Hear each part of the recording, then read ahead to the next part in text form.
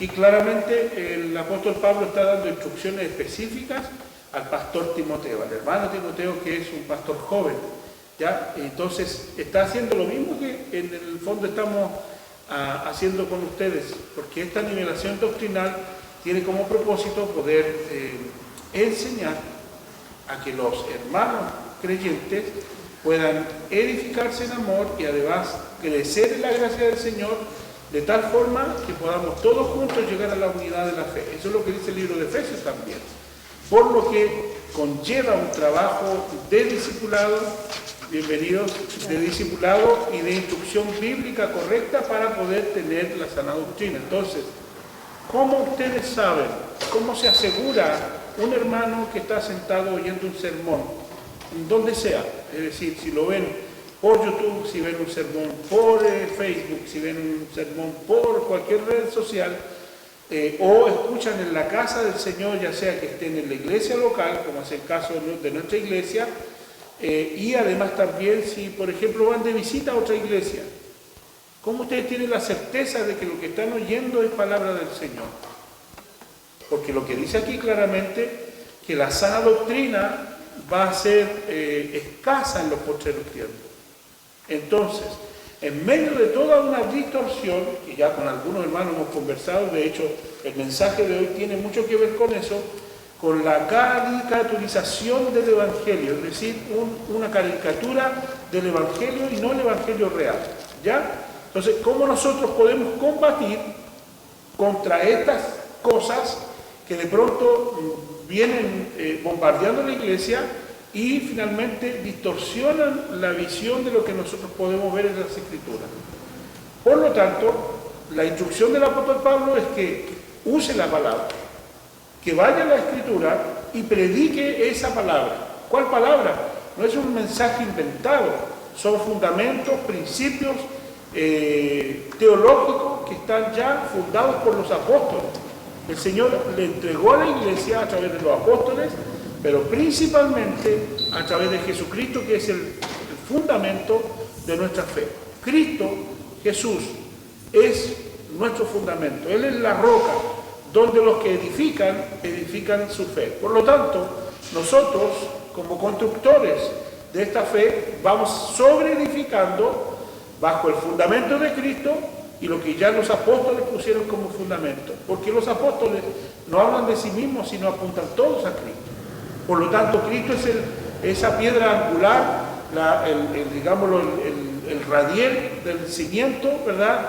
Pero más que el radiel como piso, es el fundamento, es la fundación y la coronación de todo lo que nosotros ahora entendemos, ¿verdad?, como construcción de cómo se hace una casa. En la época bíblica se buscaba una piedra de fundamento que era una roca donde podía quedar el ángulo de una casa para que ese fundamento fuera literalmente inamovible. No se hacía sobre arena, y Jesús mismo lo dice, ¿verdad?, en el capítulo 7 de Mateo.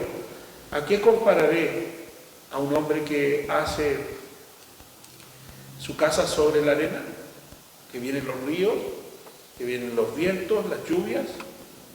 ¿Qué sucede? Esa casa no prevalece, se cae, porque el fundamento está sobre la arena. Por lo tanto, ese es un hombre imprudente. Pero voy a comparar con un hombre prudente a todo aquel que, escuchando la palabra, la hace, porque eso es construir sobre el fundamento sólido. Por lo tanto, a lo que nosotros nos debe afirmar es la palabra como el fundamento de nuestra fe. ¿Ya? No la liturgia, no las presuposiciones, nada de lo que a lo mejor en la iglesia se hace, que siempre se ha hecho así, y uno termina diciendo, pero ¿por qué se hace así siempre? ¿Qué justificación tiene para que teológica y bíblica para nuestras prácticas de fe? ¿Ya? Estas cosas tienen que tener un fundamento y un respaldo bíblico. Volviendo al estudio que estamos pasando de hermenéutica, porque esto es una pequeña introducción, tenemos 6 puntos para tratar. El primero, debemos prepararnos espiritualmente, y nos preparamos espiritualmente. Cristian, tú te vas a quedar con nosotros, ¿cierto? ¿Podrías incluirlo al WhatsApp? Estamos mandando información ahí. ¿Ya? Sí, porque es de la clase, ¿no? Para incluirte aquí y anotarlo también en la lista. Orar para que el Espíritu Santo nos ilumine a través de las Escrituras las verdades eternas que Dios nos ha dado a conocer. Eso es lo primero, orar para que el Señor nos dé precisión en la interpretación de las Escrituras. ¿Por qué? Porque hay una sola interpretación y esa interpretación la tiene Dios, es el Espíritu Santo. Los intérpretes fallamos porque usted entiende algo, usted entiende otra cosa y yo entiendo otra cosa. Pero no quiere decir que nuestra interpretación sea la correcta, porque el que tiene la interpretación correcta es el original que la escribió. Es decir, ¿con qué intención el Espíritu Santo ordenó a los autores bíblicos decir lo que dice? Bueno, hay una intención de fondo divina que espiritualmente puede también ser confirmada con lo que está escrito. Es decir, nosotros no podemos entender lo que queramos. Y hay dos palabras. La exégesis es la interpretación del texto y la examinación de las palabras. Por ejemplo, podemos llegar incluso a interpretar frase por frase, palabra por palabra, y eso va a ser una exégesis, es la examinación del texto literal, ¿ya? Pero la eisegesis es la interpretación antojadiza. Una es la exégesis y la otra es la eisegesis, que suena igual, pero se cambia la X por la Y. Y la eisegesis es lo que mucha gente hace cuando le da una interpretación propia al texto, cuando ese texto nunca ha estado diciendo lo que se quiere forzar a decir, ¿ya? Por lo tanto, estas dos cosas son fundamentales para poder crecer en el conocimiento de la palabra del Señor. Segundo, considerar la autoridad espiritual de las Escrituras, es decir, la Biblia no se interpreta como yo quiero, sino que debo considerar lo que significa el mensaje contenido en las Escrituras, porque la Escritura tiene autoridad espiritual, fue escrita por Dios a través de hombres elegidos para poder traer el mensaje. Son más de 40 autores, ¿ya? Entonces, creemos que todos los autores coinciden en el plan eterno de Dios, de la salvación, que eso es el centro de la Biblia, la salvación que el Señor nos dio, que el Padre nos dio a través de su Hijo Jesucristo. Todo eso, pues dice la Escritura que incluso en el Nuevo Testamento se ha cumplido todas las profecías y Cristo cumplió con toda la ley y con toda profecía que se dijo de él, ¿ya? Por lo tanto, la Biblia no está escrita al azar, tiene un solo autor que es Dios, es el Espíritu Santo, quien se reveló para susurrar al oído de autores que pudieron escribir claramente inspirados por el Espíritu Santo. ¿Ok? Nosotros, y esto si lo quieren anotar sería muy importante, nosotros no hemos sido inspirados. Y ahí está la autoridad de la Biblia, porque los autores, si quieren anotarlo así, los autores bíblicos fueron inspirados. Los autores bíblicos fueron inspirados por el Espíritu Santo. Lo que tú y yo somos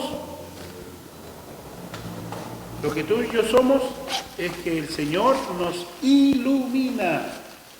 Nosotros somos alumbrados, iluminados por el Espíritu Santo. Los inspirados son los autores, a quienes se les dijo que escribir, ¿ya? Las instrucciones recibidas por el Señor, escribir tal o cual cosa, ¿ya? Y eso es inspiración bíblica.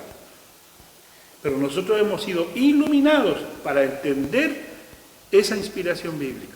Por lo tanto, cualquiera que se tire encima de, no, hermano, yo estoy haciendo un sermón porque el Señor me está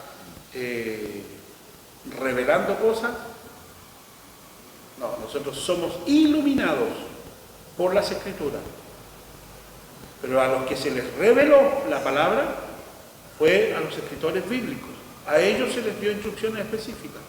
Tal cual lo dice el libro de Apocalipsis. y corre para todos los demás, aunque Apocalipsis es revelación. Claramente dice ahí la revelación de Jesucristo dada a su siervo Juan, ¿verdad? Esas instrucciones fueron específicas, que si bien es cierto Juan tuvo mucho que ver con el escrito mismo, porque fueron sus palabras, su escritura, si es que la dictó a alguien que escribió o lo hizo él mismo de su puño y letra, cualquiera haya sido la forma de cómo se pudo registrar el relato bíblico de Apocalipsis, la inspiración vino de Jesucristo mismo, el Espíritu Santo dándose a conocer a Juan para escribir instrucciones específicas. Ahí hay una clara inspiración, ¿verdad?, por el Espíritu Santo, una revelación de parte de Dios a un hombre. Por lo tanto, nosotros no podemos usar esa palabra de revelación. ¿Ya? A nosotros el Señor nos ilumina. Y vas a preguntar algo, Cristian. Yo lo pongo en nada que trataba de estudiar del griego koiné. Muchas veces algunas traducciones están como más o menos lejos de lo que uno lee aquí, digamos, en lo original. ¿Uno cómo lo puede hacer? Aleja a veces bastante el... Ahí hay un tercer punto. Dice tener a la mano varias versiones de la Biblia y algún comentario bíblico con buena reputación. Por ejemplo, ahí voy a traer la próxima semana, espero no fallar con esto, pero tengo harto material en el que sería interesante que pudiéramos hacer un laboratorio bíblico, donde ustedes mismos puedan comprobar con estos instrumentos, como comentarios bíblicos que son confiables, y también, por ejemplo, Biblias de estudio que son confiables. Porque ¿dónde está la diferencia entre una Biblia confiable y una que no es confiable? Todas las Biblias en versión Reina Valera van a decir lo mismo. Pero si es de estudio, la Biblia de estudio tiene una procedencia. Y normalmente estas Biblias de estudios tienen un acondicionamiento doctrinal. Escúchenme bien esto, por favor. Porque el acondicionamiento doctrinal tiene que ver con una línea teológica que alguien sigue, ¿verdad? Y que tiene respaldo teológico por la conmovisión de su fe. ¿Eso qué significa? Que, por ejemplo, si yo tengo una Biblia de estudio hecha por hermanos pentecostales, ¿a quién va a representar esa teología? A la visión de ellos, a la interpretación de ellos. ¿Nosotros como bautistas diferimos en algunas doctrinas de los hermanos pentecostales? Sí. ¿Son nuestros hermanos? Sí. Amén. Pero no creemos las mismas doctrinas que ellos tienen. Y así varias otras confesiones, siendo evangélicas, diferimos, por ejemplo, de los hermanos presbiterianos y algunas cosas de la Asamblea de Dios, no en todo, no en lo medular del Evangelio. Coincidimos todos en lo medular del Evangelio, pero en algunas interpretaciones bíblicas sí. Pues entonces vienen cargadas algunas Biblias de una línea teológica que para nosotros no podría ser una Biblia neutral. Entonces, ¿qué es lo que hay que buscar? El trabajo inductivo y hay Biblias de estudios inductivos, y esas son las que hay que buscar. Entonces, ¿cómo yo sé? Bueno, le pregunta a Google y le pregunta cuáles son las Biblias de estudio inductivo, las va a recibir. Y por ejemplo, yo recomiendo siempre la Biblia Holman, que la Biblia Holman es una Biblia, se escribe H, tal cual como sigue lo demás, Holman. La Biblia Holman es una Biblia de estudio que es inductiva porque no le hace sermones. Lo que explica es cultura, historia, datos que usted necesita y el sentido de las palabras en el original. ¿Me entiende? Entonces, ahí usted puede construir su propio sermón, ya no viene listo ni acondicionado. Entonces, hay varias Biblias que tienen esas mismas características. Por lo tanto, los estudios bíblicos tienen que ser inductivos, ¿ya? Y no instructivos. ¿Por qué? Porque simplemente sigo una instrucción o agarro un esquema y lo aprendo. Pero diferente es cuando usted prepara su propio sermón y tiene la posibilidad de pensar, de investigar y de llegar a conclusiones. Eso es un trabajo inductivo, porque el mismo texto habla por sí mismo, ¿ya? Entonces eso es sumamente interesante porque si agarro un libro, si agarro un comentario y me guío solo por lo que dice ese comentario y dejo al lado la Biblia, ya perdí el enfoque porque es el texto el que debe hablar por sí mismo. Y los comentarios deben ayudarme a poder entender el texto como tal. ¿Ya? Ahora, y gracias por la pregunta, Cristian, porque esto tiene que ver mucho con eso. ¿Ya? Tener la disposición de tomar apuntes, que es lo que están haciendo ustedes, y registrar las ideas que se desprenden del texto leído. Por ejemplo, si hiciéramos la exégesis, es decir, la examinación de lo que acabamos de leer de 2 de Timoteo 4, versículos 1 al 5, que es lo que leímos al principio, tendríamos claramente que entrar al texto palabra por palabra y examinar las frases. Pero, además de eso, tendríamos que leer la carta completa. Sería inapropiado si solo leyéramos del 4, 1 al 5. ¿Ya? Para efectos de la práctica de un sermón, eso es así y tenemos que hacerlo así, ¿verdad? Porque nos vamos a concentrar en este pasaje. Pero el predicador o el que expone la palabra siempre debe leer las cartas completas. Es decir, para predicar esta porción debimos haber leído 2 de Timoteo, la carta completa, porque tiene una línea con un principio y un final específico que hermano Mario se apagó. Hermano Mario. ¿Podría escuchar ya? Sí, se apagó hermano Mario hace rato.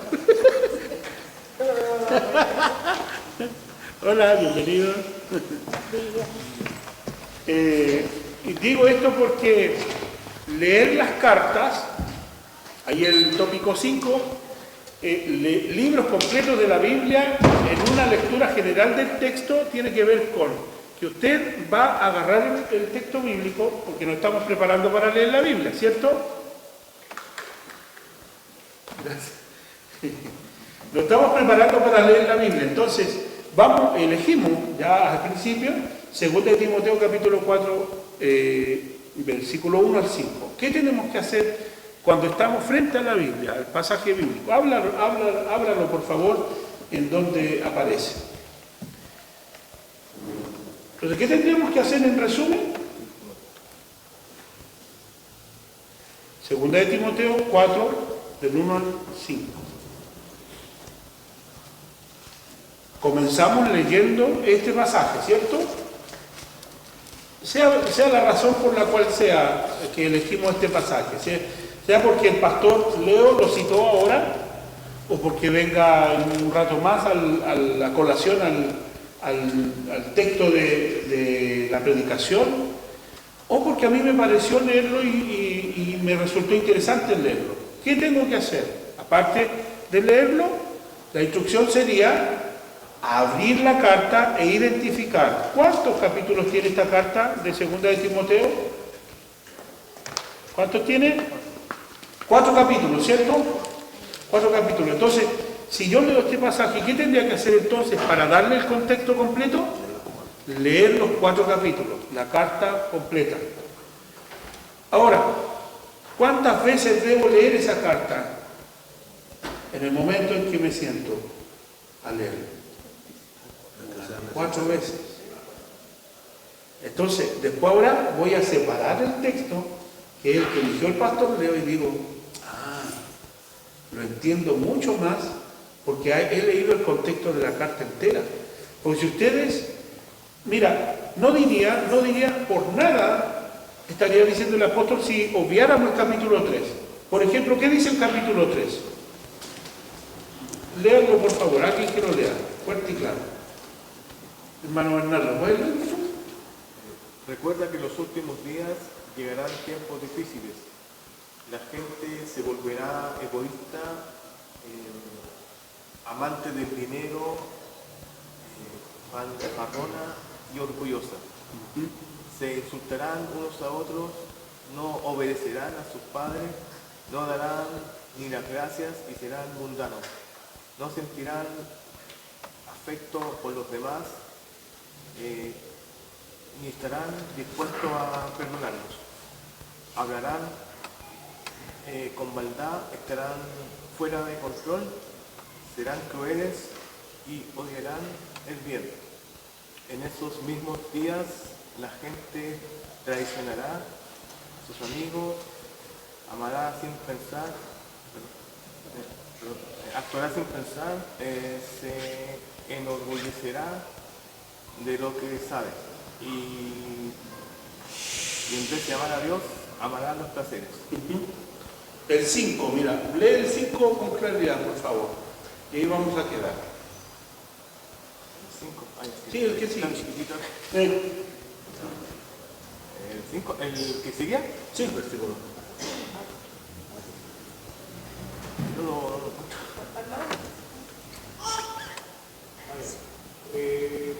Parecerán ser muy religiosos, pero con su manera de vivir demostrarán que en realidad rechazan servir a Dios.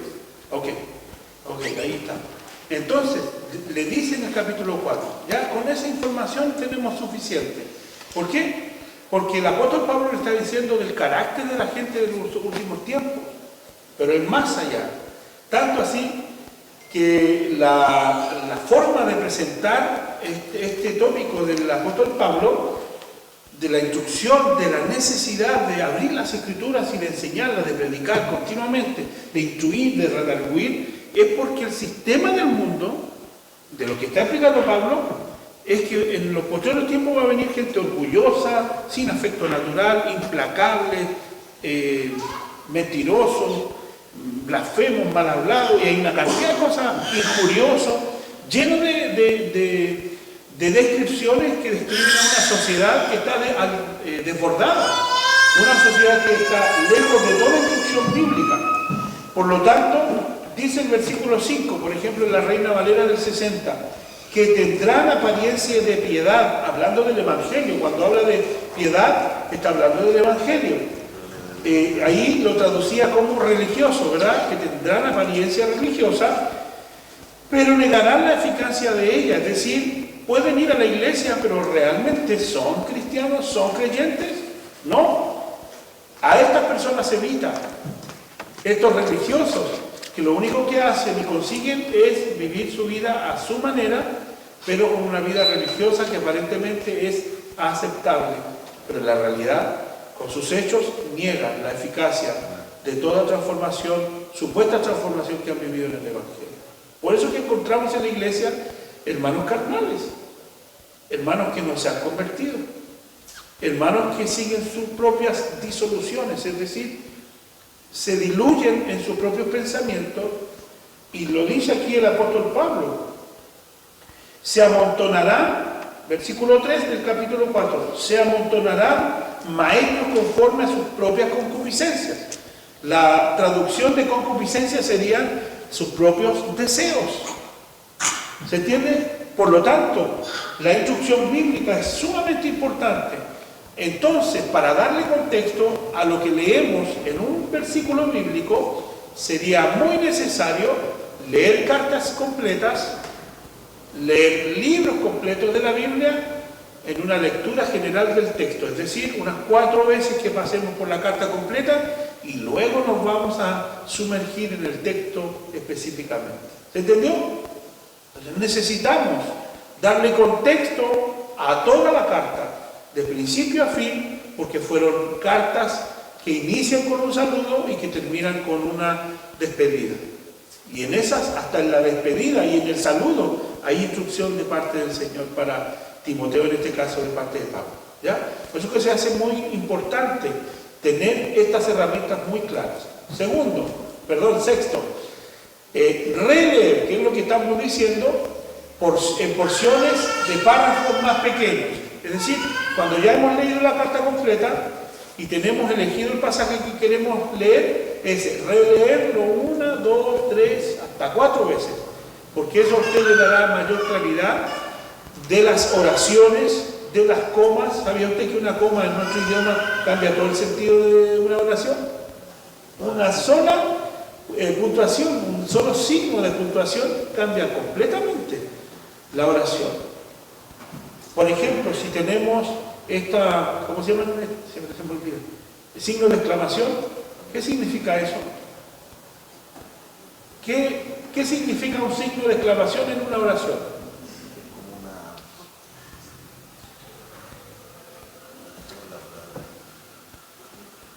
Si yo le digo, por ejemplo, le digo, sal fuera, con signo de exclamación, ¿cómo tendría que sonar? ¿O cómo lo lee? Fuerte, ¿cierto? ¡Sal fuera! Diría así. Un énfasis. Entonces, el signo le cambia inmediatamente la fuerza a la oración.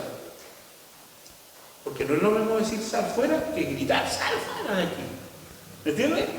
Entonces, hasta una coma podría cambiar, o un punto seguido podría cambiar la oración, y eso inmediatamente le roba el sentido de lo que a lo mejor quiso decir el original. Entonces, hasta esa examinación del texto hay que tener cuidado, ¿ya? Hay que respetar las puntuaciones y se va dando un tiempo en la lectura.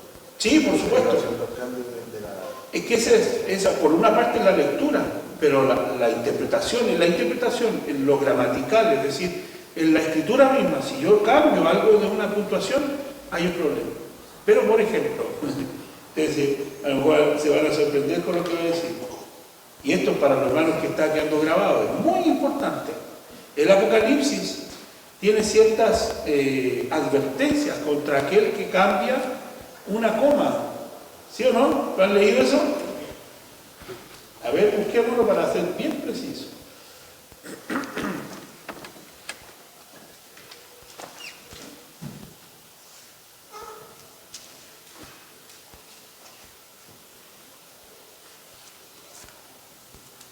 Es el último capítulo, versículo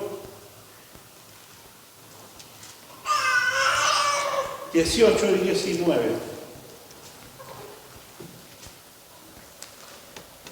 Tendríamos que leer el capítulo completo como mínimo, ¿ya? Pero para efectos del estudio vamos a ver cómo lo entendemos. Dice Apocalipsis 22, versículos 18 y 19. En Reina Valera del 60 dice: yo testifico a todo aquel que oye las palabras de la profecía de este libro. Dos puntos. Si alguno añadiere a estas cosas, Dios traerá sobre él las plagas que están escritas en este libro. 19. Y si alguno quitare de las palabras de la profecía, de esta profecía, Dios quitará su parte del libro de la vida y de la santa ciudad y de las cosas que están escritas en este libro. Entonces, ¿está hablando de lo gramatical? ¿Está hablando de ideas? ¿Está hablando de la profecía misma? ¿Ah? Es una advertencia a los que oyen la profecía de este libro. Es una advertencia. Dice: yo testifico a todo aquel que oye las palabras de la profecía de este libro, ¿verdad? Y que dice: si alguno añadiere a estas cosas, es decir, que le ponga más, o en el otro texto dice: si alguno le quita de las palabras de esta profecía, Dios le quitará. Entonces está contra el que le aumenta, como también contra el que le saca, le quita el sentido. Entonces, no está hablando únicamente de lo gramatical, de una coma, de un acento, de un punto, sino que está hablando del sentido de lo que la profecía misma dice. ¿Ya? Entonces, esa rigurosidad tiene que ser usada para toda la Escritura. Es decir, usted no le puede poner de más, ni le puede quitar a lo que la palabra dice. Por lo tanto, caemos en una contradicción cuando nosotros, queriendo interpretar, le damos un sentido diferente a lo que dice la Escritura. Entonces, ¿con qué responsabilidad leemos la Biblia? ¿Somos temerosos de no ponerle ni de quitarle? La advertencia es severa. O sea, está hablando de la profecía del Apocalipsis, pero si esto lo aplicáramos para toda la Escritura y cada vez que nos sentamos frente a la porción bíblica, el ser altamente responsable de lo que dice, como lo entiende, como lo explico, es lo que sufre el pastor todos los domingos y todos los días que hace estudio bíblico. Porque soy responsable delante de Dios respecto de lo que voy a decir, porque si no sería un charlatán o un dicho virtuoso de facilidad de palabra o un improvisador, cuentero, y de esos hay muchos. Pero ¿qué responsabilidad tenemos como creyentes? No solo el pastor, al momento de sentarse frente a la Escritura. Bueno, aquí están todas estas instrucciones para que lo repase y tenga claro que leer la Biblia es una responsabilidad de cada creyente, instruirse en el hogar, estudiar, escudriñar. Eso usted lo tiene que hacer en la colación, en el horario de colación, en la mañana, en la tarde. ¿Qué tiempo usa para leer la Escritura?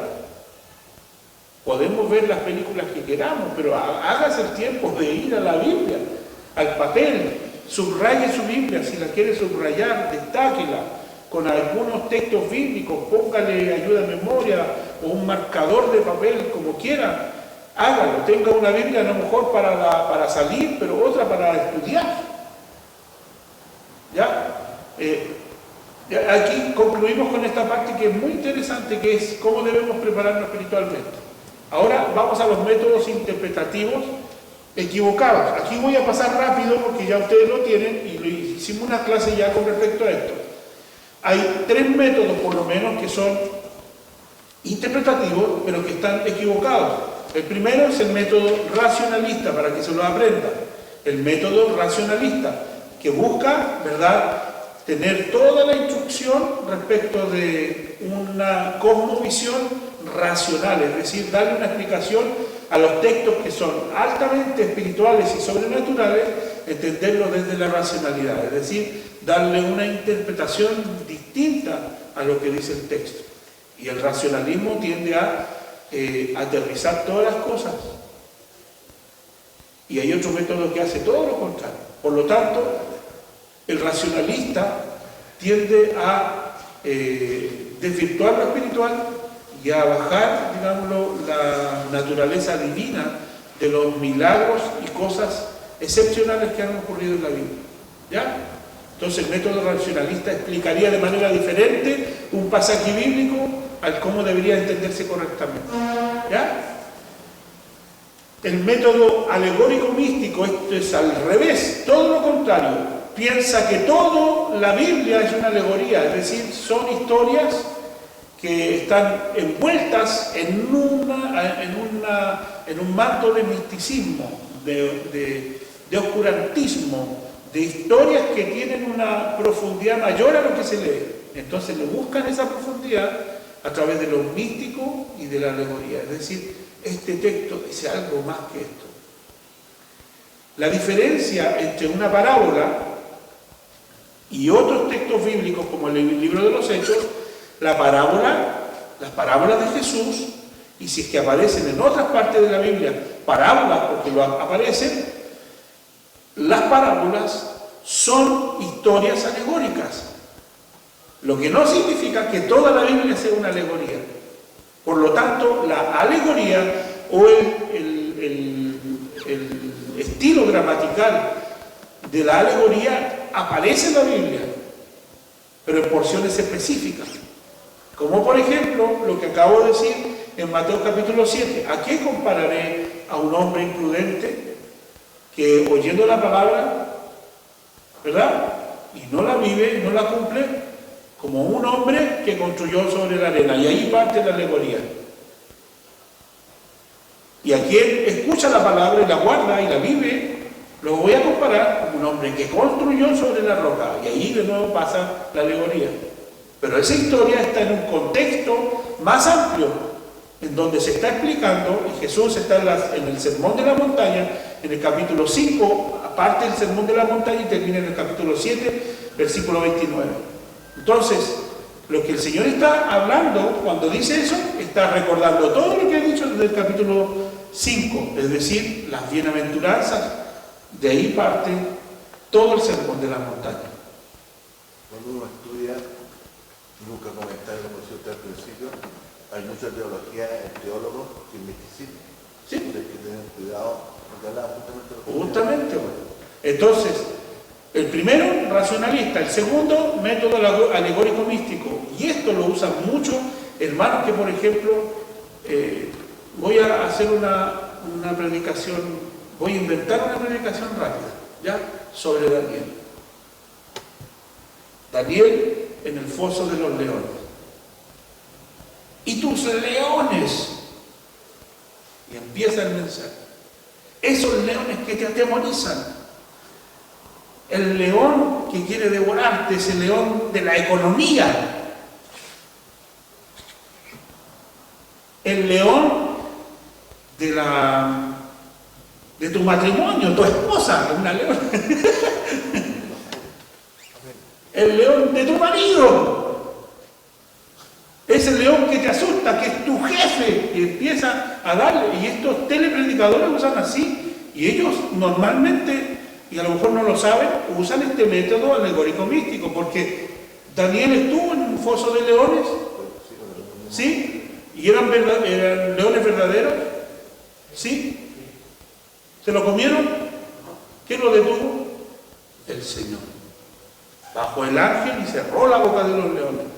Y lo usó de frazadita para dormir calentito Daniel, y el otro día el rey, esperando hallar si es que los huesos de Daniel, durmió abrazadito de los leones como buena frazada. Lo llaman, aquí, mi rey, vive el Señor para siempre. Ha cerrado la boca de los leones y aquí estoy vivo. ¿Y qué resultó de ese milagro? Que un imperio completo le diera la gloria al Señor. Se cortó. ¿Ya? Entonces, la enseñanza, no sé si me acabo de hacerle entender. El misticismo alegórico, el alegórico místico, tiende a tergiversar el pasaje para mostrar algo distinto y parece ser más profundo. Y no, Daniel estuvo en un foso, sí. Con leones verdaderos, sí. ¿Se lo comieron? No, porque el Señor le cerró la boca. El resultado de esto, que ese hombre de Dios, ese varón de Dios, que confiaba en el Señor, dio testimonio de que el Dios al que servía era un Dios poderoso, tanto así que podía librarlo de fieras hambrientas, que era un castigo, ¿verdad?, de esos reinos a cualquiera que se negara a cumplir con los edictos reales. Entonces, eso es una historia real. Entenderla de manera mística y alegórica es un agravio contra el pasaje y contra el sentido de la palabra del Señor en su original. ¿Ya? Por eso que hay que usar con mucha atención la palabra, mi hermano. Sí, una consulta de esto también se puede entender por lo que es a veces las personas se tienden por nuestro tema a confundir con, o sea, con costumbres locales o con los ritos que hacen ellos, pero que el Señor no se refiere a eso, se refiere específicamente a lo que dice la palabra, ¿no? Justamente, que eso es entender distorsionadamente la palabra.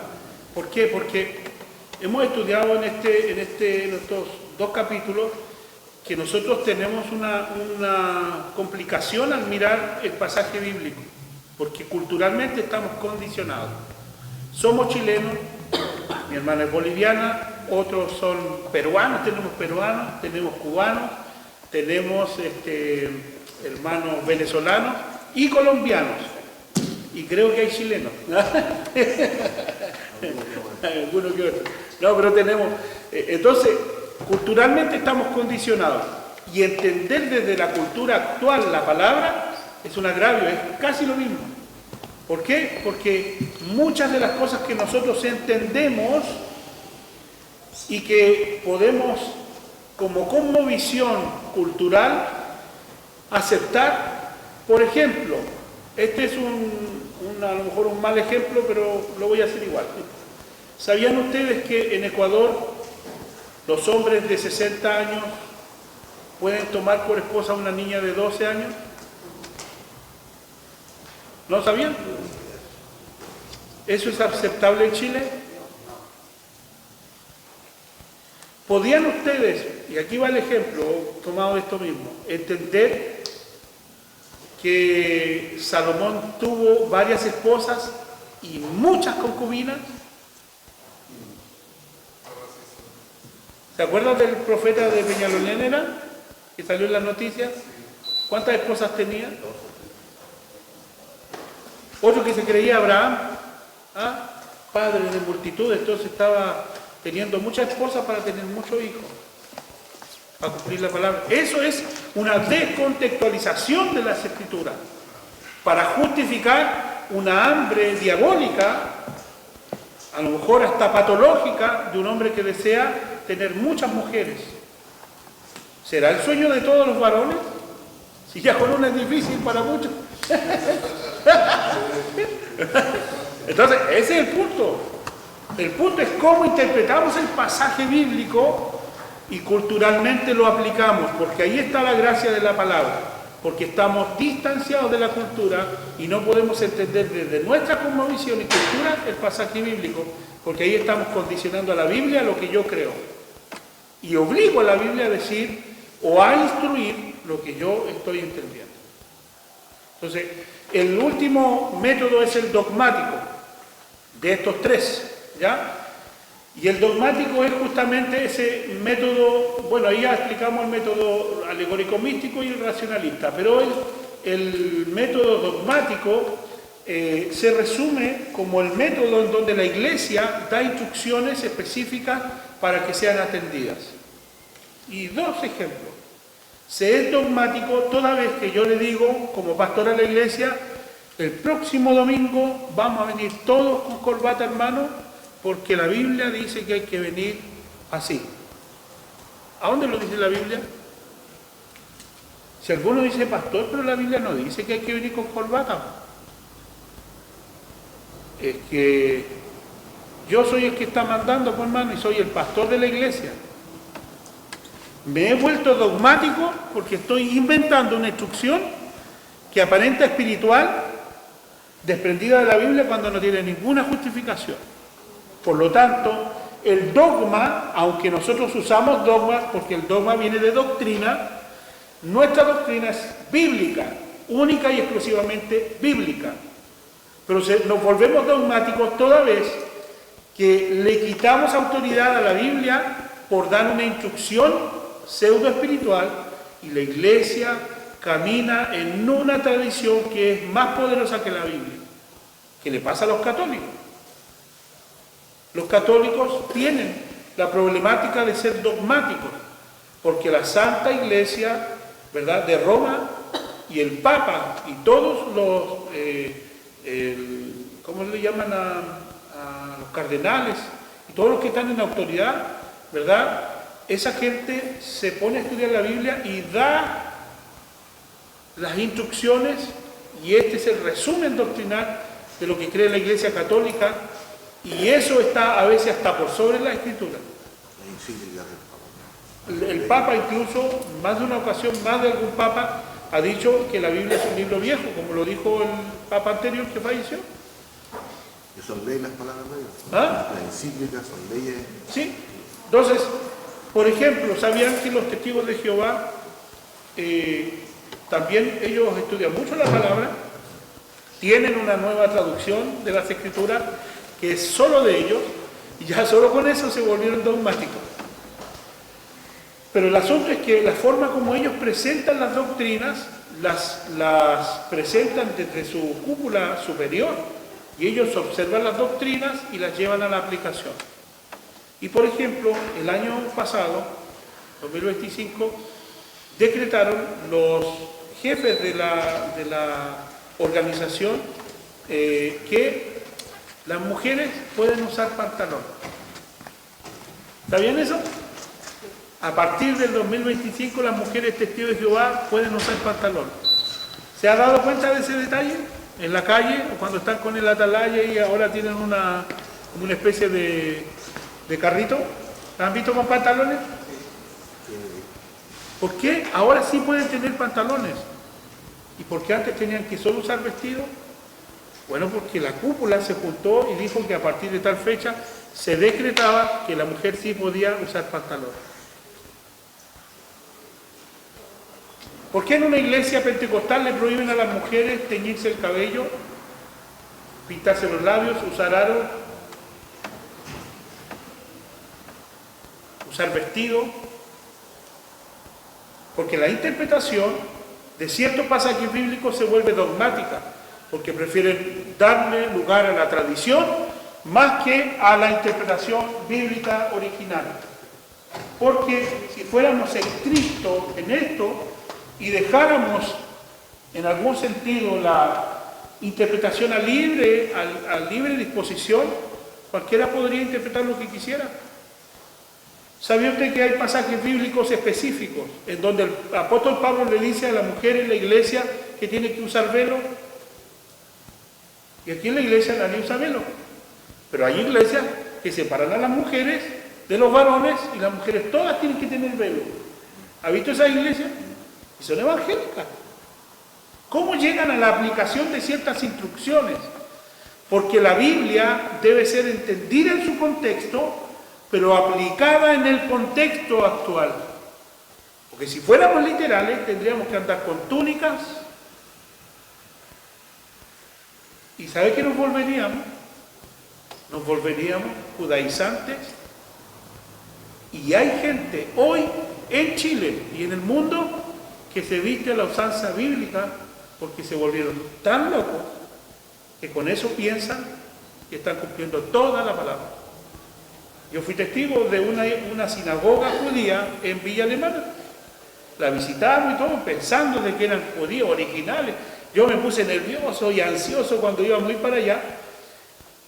Y nos encontramos con una distorsión completa, hermano, una aberración, literalmente.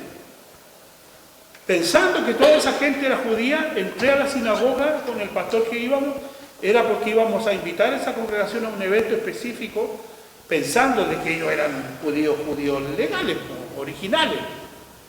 Hermano, ningún judío, ninguno, estaban aprendiendo hebreo. Todo su culto era en hebreo. Y la fonética de las canciones, Yeshua, Hamashiach y todo el asunto de cómo hablan, ¿verdad? Lo iban pronunciando y la fonética de cómo se debía decir esa palabra en hebreo original. Entonces, yo me pregunto y nos entrevistamos con el rabino y él declaró que había sido pastor de una iglesia de Asamblea de Dios. ¿Qué estaba haciendo ese pastor que se distorsionó tanto que ahora se autodenomina rabino judío? Si no tiene siquiera raíz judía, ningún apellido judío, no hay ni una justificación para que esa gente haga y viva a la usanza judía. Y se volvieron una comunidad cerrada donde no entra cualquiera. Cumplen los ritos judíos, las fiestas judías, separan el año al estilo judío. Entonces, hermanos, ¿de qué estamos hablando? Son puros chilenos que ni siquiera llevan un apellido judío. Se volvieron judaizantes. Y el apóstol Pablo le dice claramente a los Gálatas: estoy sorprendido que tan pronto se hayan vuelto del evangelio que les enseñé. Y no que haya otro evangelio, pero hay algunos que lo pervierten. Entonces, contra esta perversión del evangelio, contra esta distorsión, lo que estamos enseñando es eso. 3 métodos que se usan en las iglesias, pero que son equivocados. El método racionalista, el método alegórico místico y finalmente el método dogmático. No debemos ser dogmáticos. Somos dogmáticos en el sentido de que usamos doctrina bíblica, pero el ser dogmático es pasar por sobre las escrituras y darle autoridad a tradiciones y a cosas por sobre las escrituras. La mayor autoridad que nosotros tenemos en el Evangelio es la Biblia, porque ella nos muestra a Cristo. Y ninguna otra palabra sirve. Es decir, es que el Señor me reveló, tuvo un sueño. Tenga todos los sueños que tenga, hermano. Los puede oír, los puede mirar, los puede observar, pero nada de eso será superior a las escrituras. ¿Amén? Entonces, en ese sentido, se hace muy necesario usar el método correcto de interpretación bíblica, que será la próxima semana. El método correcto es el método gramático histórico, y aquí vamos a entrar en tierra derecha porque nos va a permitir entender varias cosas que vamos a tener que utilizar y trabajar, ¿ya? Que sería el método gramático histórico. Ese método Tiene que ver con la forma de cómo usted interpreta las Escrituras en su contexto. La Biblia fue escrita en una época específica. Hay más de 1500 años desde el Génesis hasta el Apocalipsis. Ni siquiera entre ellos se conocieron algunos. Hay muchos años de escritura. Sin embargo, la escritura toda coincide porque es el plan eterno de Dios para con el hombre. Es la historia de Dios en su relación con el hombre, con la humanidad. Por eso que tiene una línea que no se termina, una línea editorial, porque esa línea editorial se la dio el Espíritu Santo a todos los más de 40 escritores bíblicos que registran la Escritura. Amén. Terminamos aquí agradeciendo al Señor. Gracias a todos los hermanos que han venido a la clase y también un saludo a todos los hermanos que de alguna manera se van a conectar a través de este estudio bíblico, porque el curso es hermenéutica bíblica, ¿ya?